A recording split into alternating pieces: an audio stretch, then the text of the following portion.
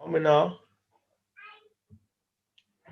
associated with its generation, transmissions and detection. तो physics की वो ब्रांच जिसमें हम लाइट से एसोसिएट फिनोमेना, जिनके अंदर लाइट की जनरेशन, लाइट की ट्रांसमिशन और उसकी डिटेक्शन से रिलेटेड जो फिनोमेना हम पढ़ते हैं, वो हम ऑप्टिक्स ब्रांच के अंदर फिजिक्स की कवर करते हैं. Optics also deal with the behavior of light and other electromagnetic waves. Its properties are classified into three categories as follows. तो तीन कैटेगरीज में हम क्लासिफाई करते हैं ऑप्टिक्स को. पहली है ज्योमेट्रिकल ऑप्टिक्स. आप लोग बहुत डिटेल में इसको अपनी प्रीवियस क्लासेस के अंदर स्टडी कर चुके हैं, जिसके अंदर आप रिफ्लेक्शन, रिफ्रैक्शन एंड डिस्पर्जन का फिनोमेना को स्टडी करते हैं. दूसरी है फिजिकल ऑप्टिक्स. ये भी आप स्टडी कर चुके हैं. इसके अंदर आप इंटरफेरेंस, डायफ्रैक्शन और पोलराइजेशन के टॉपिक कवर करते हैं. नेक्स्ट जो हमारा एरिया ऑफ इंटरेस्ट है वो है क्वांटम ऑप्टिक्स. आपने बेसिक लेवल की इसकी अंडरस्टैंडिंग ली हुई है, उसी को हम आगे एनहांस करेंगे, जिसके अंदर कवर होती है आपकी ledgers.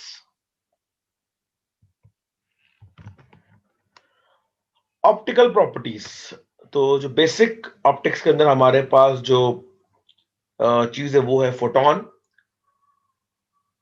Which is a quantum unit of light, और आप इसको डिस्क्राइब करते हैं with E is equal to H nu या H C upon lambda, where E is the energy of a photon or lambda is the wavelength of the radiation or nu is the frequency of radiation, h is the Planck's constant and c is the speed of light in a vacuum.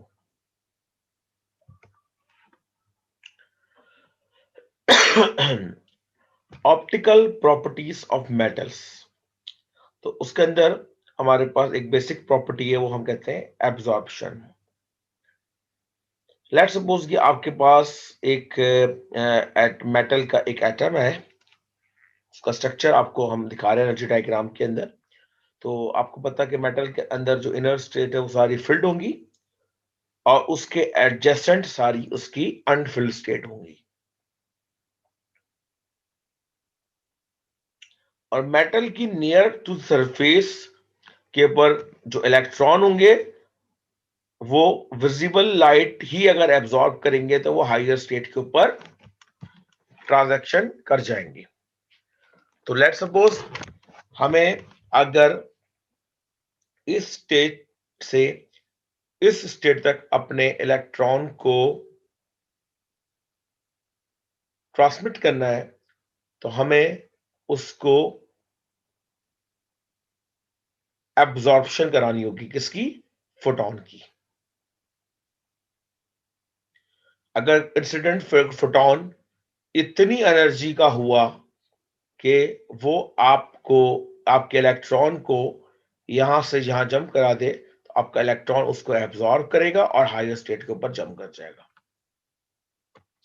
तो ये simple आपकी photon की absorption है bye electron transitions.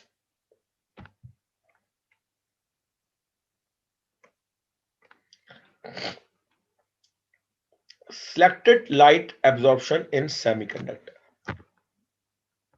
Absorption of light of frequency nu by electron transition occur if h nu is equal to E cap.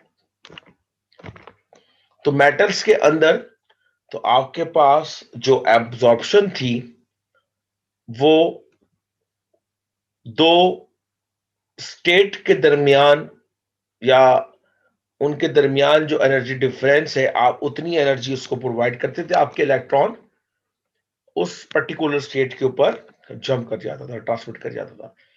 Semiconductor के अंदर आपको पता है हमें वो गैप, एनर्जी गैप वाला होता है तस्वुर. तो लेट्स सपोज कि आपका वैलेंस बैंड है और ये कंडक्शन बैंड है. तो अगर आपके इलेक्ट्रॉन को जंप करा के वैलेंस बैंड से कंडक्शन बैंड में लेके जाना है तो ये बैंड गैप एनर्जी उसको प्रोवाइड करनी होगी, यानी कि जो इंसिडेंट फोटोन एच न्यू आएगा उसकी एनर्जी मिनिमम इतनी हो कि वो इस ई गैप एनर्जी को ओवरकम कर सके। ब्लू लाइट के लिए आपकी एच न्यू 3.1 इलेक्ट्रॉन वोल्ट होती है और रेड लाइट के लिए आपकी जो फोटोन की एनर्जी है वो 1.8 इलेक्ट्रॉन वोल्ट होती है। अगर आपका एनर्जी गैप 1.8 इलेक्ट्रॉन वोल्ट से कम है तो इसका मतलब है आपकी सारी की सारी लाइट वो मटेरियल एब्जॉर्ब कर लेगा। इसका मतलब है मटेरियल ओपैक है और उसकी एग्जांपल है सिलिकॉन या गैलियम आर्सेनाइड का मटेरियल बना हुआ है। अगर आपकी एनर्जी गैप 3.1 इलेक्ट्रॉन वोल्ट से ज्यादा है, यानी कि ब्लू लाइट के एनर्जी से ज्यादा है, तो कोई लाइट एब्जॉर्ब नहीं होगी उस मटेरियल के अंदर। इसका मतलब है मटेरियल ट्रांसपेरेंट है और कलरलेस है। एग्जांपल के तौर पे डायमंड। अगर आपका एनर्जी गैप 1.8 इलेक्ट्रॉन वोल्ट और 3.1 इलेक्ट्रॉन वोल्ट के दरमियान है तो पार्शियली लाइट एब्जॉर्ब होगी और मटेरियल कलर्ड होगा। तो जब आप किसी सेमीकंडक्टर की प्रॉपर्टीज को स्टडी कर रहे होते हैं हायर क्लासेस के अंदर रिसर्च स्टूडेंट, तो वो इनकी मदद से उस मटेरियल के बारे में पता लगा रहे होते हैं। फोटोल्यूमिनेसिस abbreviated as PL is a light emission from any form of matter after the absorption of photon। किसी भी मटेरियल के अंदर लाइट की इमिशन फोटोन के एब्जॉर्ब होने के बाद वो आपकी कहलाती है फोटोल्यूमिनेसिस। यानी कि आपका एक इलेक्ट्रॉन एक लोअर एनर्जी स्टेट के ऊपर था, आपने उसको सबसे पहले एब्जॉर्प्शन का प्रोसेस कराया, यानी कि उसने पहले एक फोटोन एब्जॉर्ब किया और वो जंप करके हायर स्टेट में गया और वापसी में उसने लाइट इमिट की। वो लाइट कहलाएगी फोटोल्यूमिनेसिस। It is one of many form of luminescence and it is initiated by photo excitation। तो फोटोल्यूमिनेसिस का जो प्रोसेस होगा वो हमेशा फोटो एक्साइटेशन से स्टार्ट होगा, यानी कि photon that excite electron to high energy level in atom. यानी कि पहले आपको आपके पर्टिकुलर आइटम के इलेक्ट्रॉन्स को हाई एनर्जी लेवल पे जाने के लिए फोटॉन्स एब्जॉर्ब कराने पड़ेंगे। इसलिए इसके अंदर जो प्रीफिक्स के अंदर फोटो ल्यूमिनेस के अंदर फोटो है वो इसलिए लगाया गया है।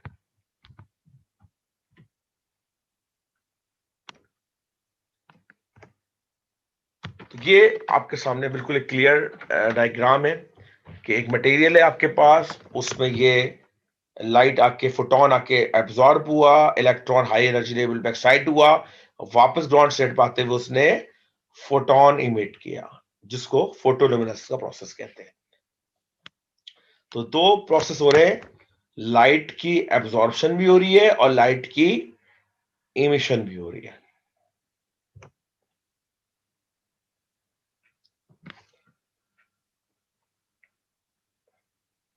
तो आपके पास ये एक एक्सपेरिमेंटल सेटअप है जिसके अंदर मरकरी से आप ना यूवी लाइट जो ना वो इमिट कराते हैं। तो इसके अंदर ये जो आपके पास दो कैथोड लगे हुए हैं, ये arc between the electrons excite electron in mercury atom in lamp to high energy level. तो इन दो इलेक्ट्रॉन के दरमियान जो आर्क होती है वो आपके जो ये मरकरी की आइटम्स हैं इनके इलेक्ट्रॉन को हाई एनर्जी लेवल्स पे लेके जाते हैं और जब ये वापस अपने हाई एनर्जी लेवल से ग्राउंड स्टेट की तरफ आते हैं तो ये UV light ultraviolet light emit करते हैं। और इसकी रियल टाइम एग्जांपल है ये सन टैन लैंप होते हैं। ये यूवी लाइट के सोर्सेस होती हैं, तो ये प्रैक्टिकली अवेलेबल होती हैं लैब्स के अंदर।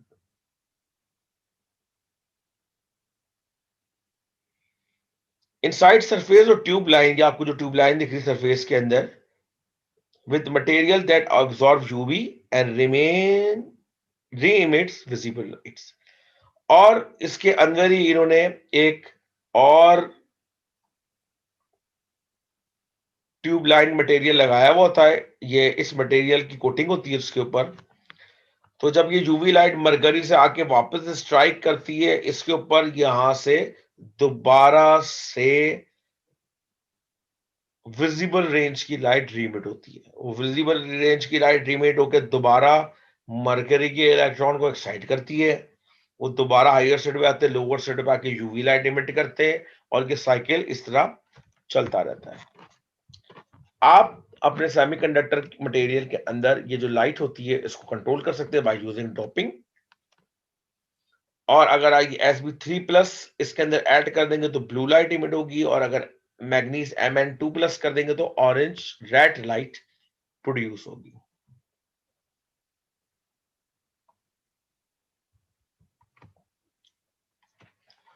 Photo conductivity is a change of electrical conductivity of a semiconductor as a result of electromagnetic radiation। Photo conductivity आपके सेमीकंडक्टर की इलेक्ट्रिक कंडक्टिविटी के अंदर चेंज है, जो कि रिजल्ट आता है या रिजल्ट वजूद आती है ड्यू टू इलेक्ट्रोमैग्नेटिक रेडिएशन की वजह से।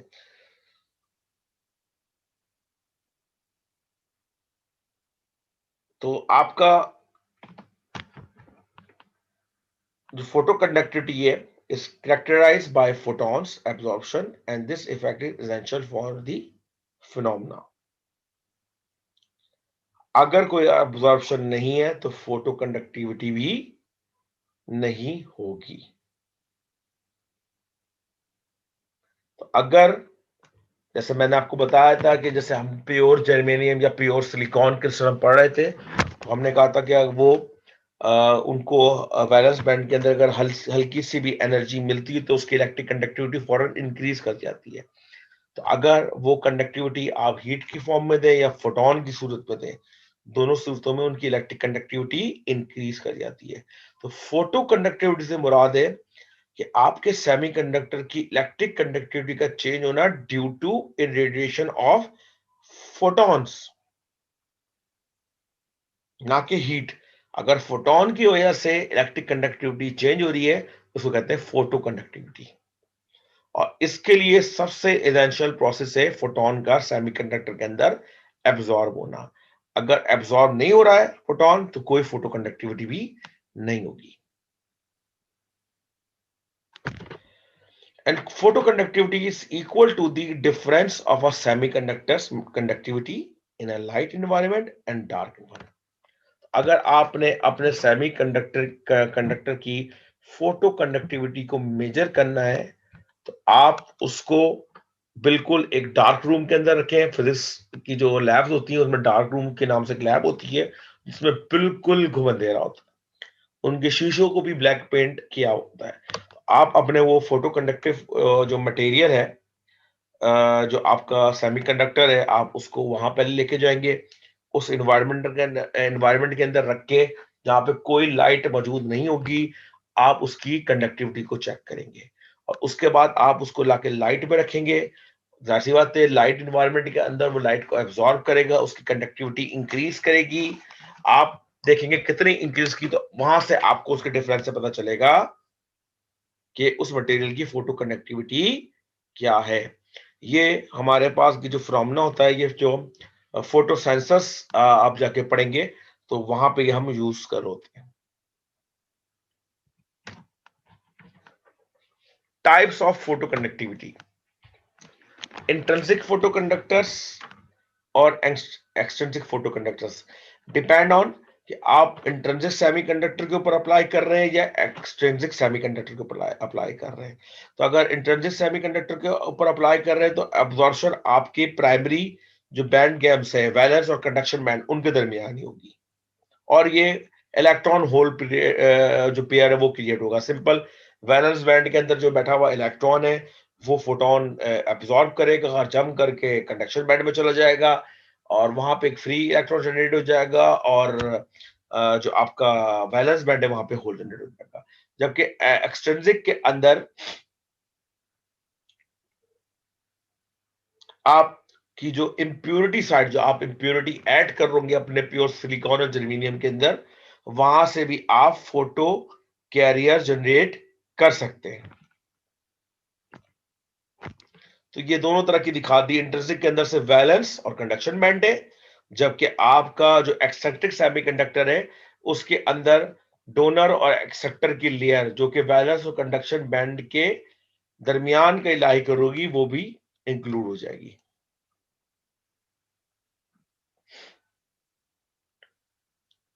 फोटो इलेक्ट्रिक इफेक्ट आप लोग ऑलरेडी बहुत डिटेल में ये पढ़ भी चुके हैं।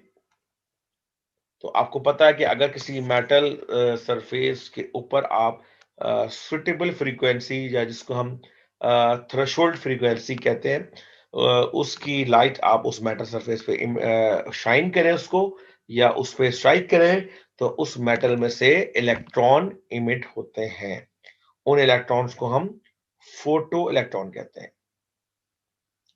तो आपकी अगर सफिशिएंट हाई फ्रीक्वेंसी की लाइट किसी मेटल सरफेस के ऊपर फॉल करे तो आपके पास उस वो लाइट कॉज बन जाती है उस सरफेस में से इलेक्ट्रॉन को इमिट कराने की का। Characteristics of photo electric effect, सबसे पहली चीज थ्रेशोल्ड फ्रीक्वेंसी है और ये डिफरेंट होती है डिफरेंट मटेरियल के लिए। Photoelectric current is directly proportional to intensity of light. आपको पता है कि इमिशन के लिए हमें मिनिमम फ्रीक्वेंसी चाहिए होती है, लेकिन इंटेंसिटी के लिए या मैक्सिमम करंट प्रोड्यूस करने के लिए आपको उस पर्टिकुलर फ्रीक्वेंसी की लाइट की ज्यादा इंटेंसिटी शाइन करनी पड़ेगी। काइनेटिक एनर्जी आपकी फ्रीक्वेंसी ऑफ लाइट पर डिपेंड करेगी। जितनी ज्यादा फ्रीक्वेंसी होगी उतनी ही ज्यादा आपकी काइनेटिक एनर्जी इंक्रीज करेगी। और आपका स्टॉपिंग पोटेंशियल जो होगा वो डायरेक्टली प्रोपोर्शनल होगा टू दी फ्रीक्वेंसी। और ये जो प्रोसेस होता है ये इंस्टेंटेनियस होता है, फौरी तौर पे हो जाता है। ये इक्वेशन है आपने ऑलरेडी देखी हुई, जस्ट आइंस्टाइन फोटोइलेक्ट्रिक इक्वेशन मैंने यहां को रीराइट कर दिया है कि मैक्सिमम काइनेटिक एनर्जी बराबर होती है हाफ एम वी स्क्वायर के, और ये बराबर होती है एच एफ या एच न्यू माइनस फाइव, इसको कहते हैं वर्क फंक्शन। और के मैक्स की जगह हमने ई वी नॉट स्टॉपिंग पोटेंशियल की टर्म में उसको लिख दिया, तो इक्वेशन आपकी बन जाती है E V naught is equal to H F minus phi, और ये कहलाती है आपका आइंस्टाइन फोटो इलेक्ट्रिक इक्वेशन या फोटो इलेक्ट्रिक इफेक्ट। इंशाल्लाह कल की क्लास में आपसे अल्लाह हाफिज।